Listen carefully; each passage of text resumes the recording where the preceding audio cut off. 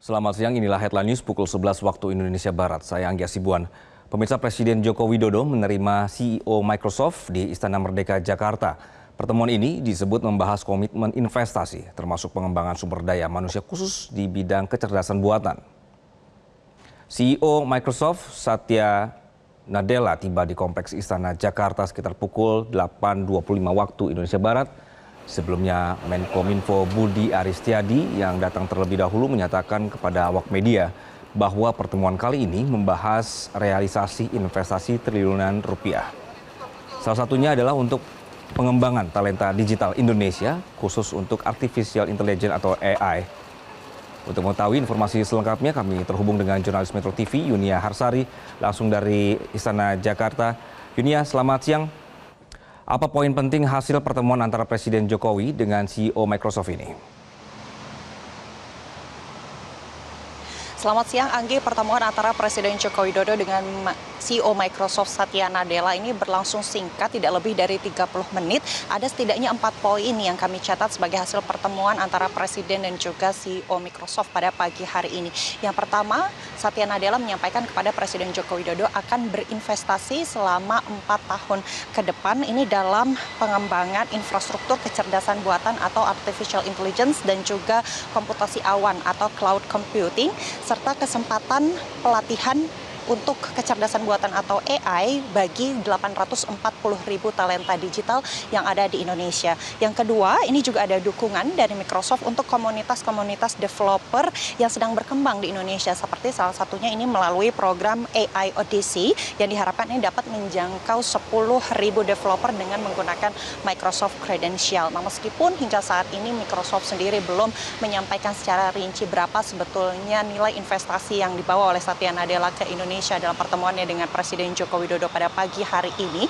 Namun Microsoft memastikan bahwa investasi ini merupakan nilai investasi tunggal terbesar dalam sejarah kegiatan bisnis Microsoft selama 29 tahun di Indonesia.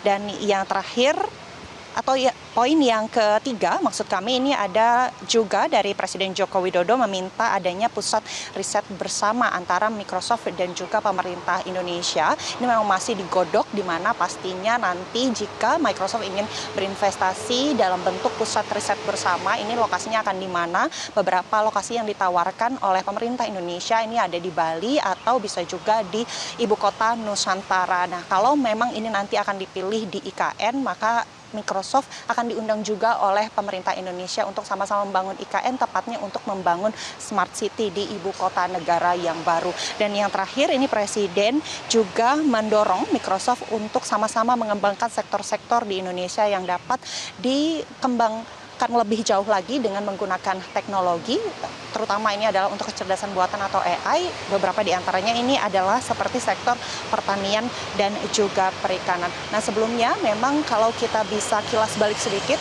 Anggi dan juga pemirsa, Presiden Joko Widodo tidak hanya menerima CEO perusahaan teknologi pada hari ini, namun pada Rabu 17 April lalu, Presiden Joko Widodo juga sempat menerima CEO Apple Tim Cook, yang juga dalam pertemuan itu sebenarnya ada hal-hal yang dibahas tidak jauh berbeda dengan apa yang dibahas bersama dengan CEO Microsoft pada hari ini. Dalam pertemuan Presiden Joko Widodo pada 17 April lalu beserta dengan juga CEO Apple Tim Cook, ada 3 poin yang disampaikan. Yang pertama ini adalah terkait dengan proses manufaktur produk Apple di Indonesia, yang langkah awalnya ini disampaikan oleh Menteri Perindustrian ini dengan menggunakan komponen-komponen yang sudah bisa diproduksi di Indonesia. Lalu yang kedua, di hadapan CEO Apple, Tim Cook, beberapa waktu yang lalu Presiden Jokowi juga meminta agar investasi Apple ini tak cuma dalam bentuk Apple Developer Academy yang saat ini memang sudah dibangun, ada 4 di Indonesia dengan nilai investasi sebesar 1,6 triliun rupiah, tapi juga ini membuat pusat inovasi bersama. Ini bekerja sama juga dengan top university atau universitas ternama yang ada di Indonesia. Dan yang terakhir, ini Presiden juga mengajak Apple untuk berpartisipasi dalam sama pengembangan Smart City juga di ibu kota